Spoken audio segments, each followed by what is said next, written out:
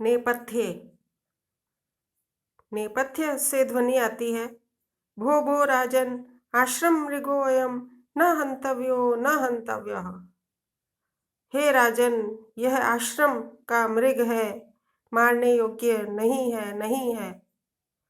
सूतः आकर्ण्य अवलोक्य च, सारथी सुनकर और देखकर कहता है, आयुष्मान अस्य खलु ते बाणपथवर्तिनः कृष्णसारस्य अंतरे तपस्विनः उपस्थिताः। हे आयुष्मान, कृष्णसार मृग के और आपके बाण के मध्य ये तपस्वी उपस्थित हो गए हैं। अर्थात तपस्वी नहीं चाहते कि मृग पर राजा का बाण लगे। राजा ससंभ्रमम, संभ्रम के साथ अचानक तेन ही प्रगृह्यताम वाजिनः, राजा सारथी को कहता है कि घोड़ों को रोक लो। सूतः तथा, वैसा ही करता है। इति रथम स्थापयति, ऐसा कहकर रथ को रोक लेता है। ततः प्रविशति आत्मना तृतीयो वैखानसः, तब एक वैखानस प्रवेश करता है, तपस्वी प्रवेश करता है। कहता है, हस्तम उद्यम्य, हाथ उठाकर कहता है, राजन आश्रम मृगोऽयं न हन्तव्यो न हन्तव्यः। हे राजन, यह आश्रम का मृग है, मारने योग्य नहीं है, नहीं है। तत्साधुकृत संधानम प्रतिसंगर सायकम आर्तत्राणाय वह शस्त्रम न प्रहर्तुम अनागसी। सायकम प्रतिसंगर, अपने बाण को रोक लो। जिस बाण को निशाने पर लगाया गया है, ऐसे अपने बाण को रोक लो। वह शस्त्रम आर्तत्राणाय, तपस्वी कहता है कि हे राजन, आपका शस्त्र पीड़ितों की रक्षा करने के लिए है। अनागसी प्रहर्तुम न, निरपराधी पर प्रहार करने के लिए नहीं है। इसलिए आप अपने शस्त्र को, अपने बाण को इस मृग को मारने के लिए प्रयोग न करें। ऐसा कहकर तपस्वी राजा को रोक लेता है।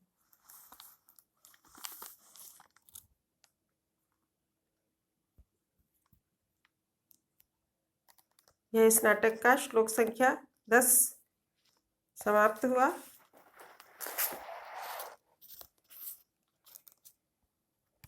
राजा कहता है, एष प्रतिसंग्रतः, यह मैंने अपना बाण रोक लिया।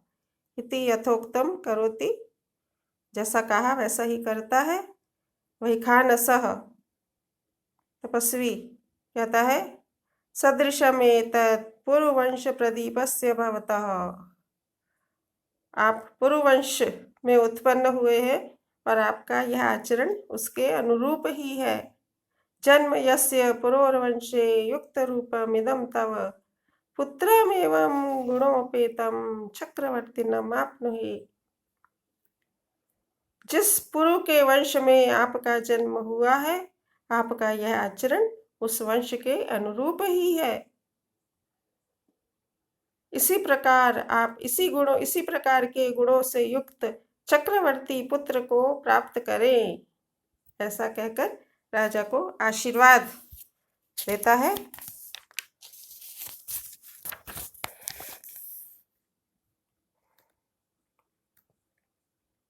इतरौ, अन्य दो तपस्वी बाहु उद्यम्य, हाथ उठाकर राजा को आशीर्वाद देते हैं। सर्वथा चक्रवर्तिनम पुत्रम आप्नुहि, राजा सप्रणामम प्रतिगृहीतम, इस प्रकार वह अपने उनके द्वारा दिए गए आशीर्वाद को स्वीकार करता है। वैखानसः, राजन समिदाहरणाय प्रस्थिता वयम, तपस्वी कहता है कि हे राजन, हम समिधाओं को लाने के लिए प्रस्थित हुए हैं, प्रस्थान कर रहे हैं। एष खलु कण्वस्य कुलपते रनुमालिनी तीरमाश्रमो दृश्यते। अनुमालिनी नदी के तट पर यह महर्षि कण्व का आश्रम है, कुलपति कण्व का आश्रम है। न चेदन्य कार्यातिपातः प्रविश्य प्रतिगृह्यतामातिथेयः सत्कारः।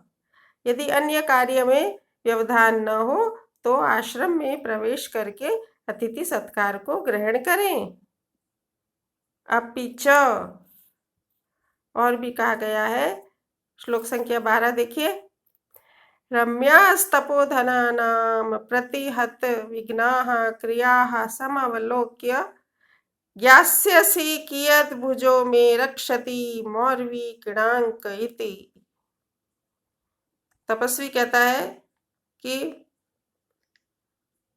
तपोधनानां प्रतिहत विघ्नाः रम्याः क्रियाः अवलोक्य, तपस्वियों की विघ्न रहित रमणीय क्रियाओं को देखकर आप जान सकेंगे। यास्यसी मतलब जान सकोगे कि मौर्वी किणांक में भुजः कियत रक्षति। प्रत्यंचा के चिन्ह से अंकित मेरी भुजा इन तपस्वियों की कितनी रक्षा कर पाती है। आप स्वयं इस बात को जान लेंगे कि आपके तपस्वी कितने विघ्न रहित और सुरक्षित रह पाते हैं।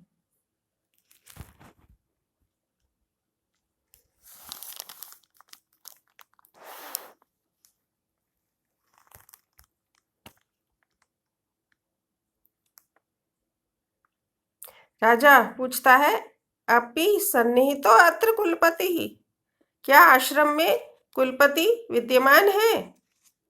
वैखानस कहता है, इदानीमेव दुहितरं शकुन्तलाम् अतिथि सत्काराय नियोज्य दैवमस्याः प्रतिकूलं शमयितुं सोमतीर्थं गतः। पुत्री शकुंतला को अतिथि सत्कार के लिए आश्रम में नियुक्त करके इसके प्रतिकूल भाग्य को दूर करने के लिए सोम तीर्थ गए हैं। राजा कहता है, भवतु ठीक है, तामेव द्रक्ष्यामि, उसी के दर्शन करूंगा। सा खलु विदित भक्तिम माम महर्षेः कथयिष्यति, वह महर्षि के प्रति मेरी भक्ति को जानकर उनके प्रति कह देगी। वैखानसः साधयामः तावत्, वैखानस तपस्वी कहता है कि ठीक है, तो हम अपने कार्य को सिद्ध करने के लिए चलते हैं। इति स शिष्यो निष्क्रांतः, ऐसा कहकर शिष्य सहित चला गया। राजा कहता है, सूत नोदय अश्वान, हे सारथी अश्वों को आगे बढ़ाओ। पुण्य आश्रम दर्शनेन तावद आत्मानं पुनीमहे, पुण्य आश्रम के दर्शन से हम स्वयं को पवित्र करते हैं। सूतः यद आज्ञापयति आयुष्मान इति भूयो रथवेगम रूपयति, रथ को चलाने का अभिनय करता है। राजा समन्तात् अवलोक्य, चारों ओर देखकर सूत अकथितो अपि ज्ञायते एव अयम आभोगस्तपोवनस्य इति। राजा कहता है कि हे सारथी, बिना कहे ही जाना जा रहा है कि यह तपोवन का क्षेत्र है।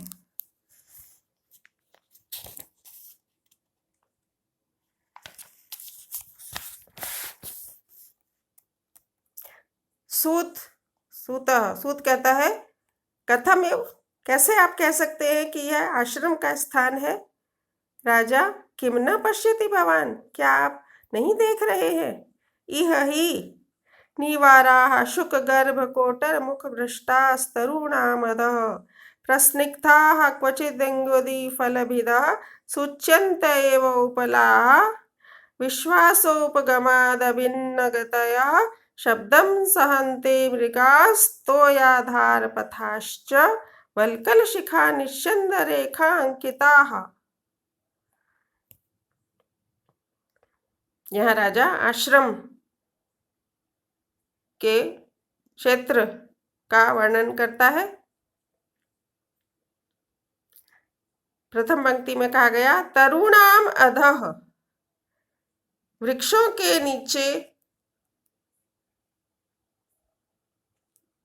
शुक गर्भ कोटर मुख भ्रष्टा निवाराः। शुक का अर्थ तोते, तोतों से युक्त कोटरों के अग्रभाग से गिरे हुए निवार धान है। आश्रमवासी निवार धान का उपयोग करते हैं और पक्षियों को भी वही अर्पित करते हैं।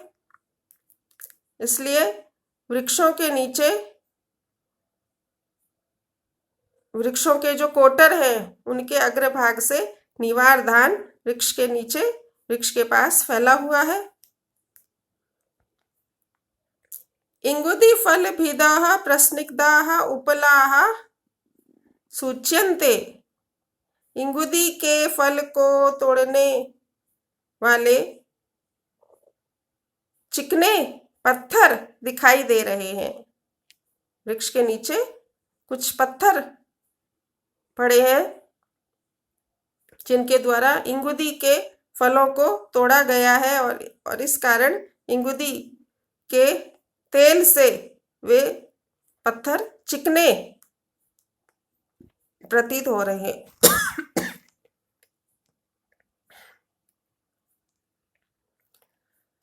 तपस्वी लोग इंगुदी के तेल का प्रयोग करते हैं और उसके लिए इंगुदी के फल को पत्थर से तोड़ा जाता है। इसलिए यहाँ के पत्थर तेल से चिकने दिखाई दे रहे हैं। विश्वासोपगमात् अभिन्न गतयः मृगाः शब्दम सहन्ते। विश्वास को प्राप्त होने के कारण अभिन्न गति वाले हिरण रथ आदि के शब्द को सहन कर रहे हैं। अर्थात यहाँ के जो हिरण है वे विश्वस्त है, वे इस बात के लिए विश्वस्त है कि यहाँ उनका शिकार नहीं किया जाएगा। इसलिए यहाँ ये हिरण विश्वस्त होकर निर्बाध गति से रथ आदि के शब्द को सहन कर रहे हैं। अंतिम चरण में कहते हैं तोयाधार पथाः। तोयाधार का अर्थ तालाब, तालाब की ओर जाने वाले मार्ग वल्कल वस्त्रों के अग्रभाग से टपकने वाली जल रेखा से अंकित है। अर्थात तपस्वी जन अपने वल्कल वस्त्र तालाब में धोते हैं और उनको सुखाने के लिए ले जाते हैं। इसलिए तालाब की ओर जाने वाले मार्ग वल्कल वस्त्रों के अग्रभाग से टपकने वाली जल रेखा से अंकित है। इस प्रकार राजा ने यह वर्णन किया, जिसके आधार पर यह सूचित होता है कि यह आश्रम का स्थान है, निकट ही आश्रम है। अत्यंत स्वाभाविक और मनोरम वर्णन किया गया है। प्रस्तुत श्लोक में मंदाक्रांता छंद है, प्रस्तुत श्लोक में शार्दूल विक्रीडित छंद है।